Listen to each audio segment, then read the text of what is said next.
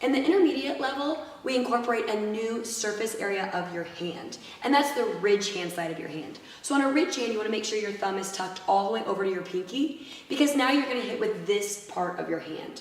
We've done the knife hand side, the punch side, the spear hand side. Now we're going to add in the ridge hand side.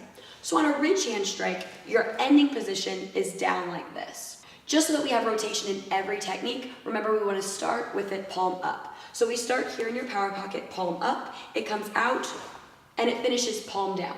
Here's the rotation of a ridge hand strike.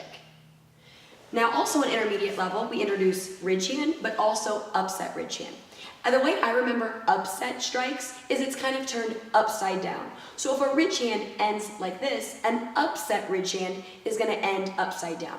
So for an upset ridge hand, you're going to start palm down, again with your thumb tucked all the way over to your pinky, and the rotation is going to come at the last second as you twist for an upset ridge hand. Remember, you want to make sure that your wrist is straight and you have nice joint alignment so that you don't get injured. You don't want your wrist flat like this or like this. Keep it nice and straight for an upset ridge hand block. Other upset techniques include upset knife hand strike and an upset punch. Again, upset techniques are just the regular technique turned upside down. So an upset knife hand is going to start behind your head, and then you're going to come and rotate at the last second. You're still hitting with the knife hand edge of your hand, but it's just turned upside down.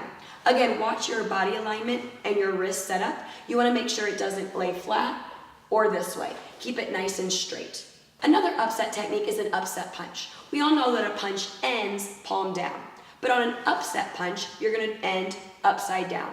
So for the rotation of an upset punch, you're going to start with your palms down, and it rotates so that your palms end up. Keep your wrist alignment straight so you don't injure yourself.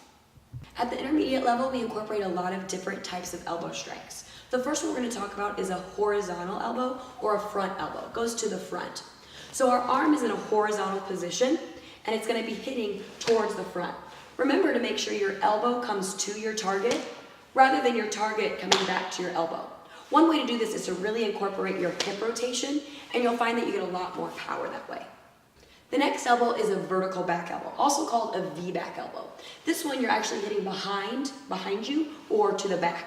On this one you're going to have your ball and glove. Don't forget every elbow also has a rotation. So you're going to start palm down, and as you rotate, you're hitting with your elbow to the back. And that one's a V-back elbow or a vertical back elbow. The third and final elbow is an upward elbow. It's going to go up and down. There's a rotation for that one as well. It starts palm down and it rotates all the way up. So you're hitting someone maybe underneath the chin. Whenever you finish, you want your elbow to go straight up to the ceiling.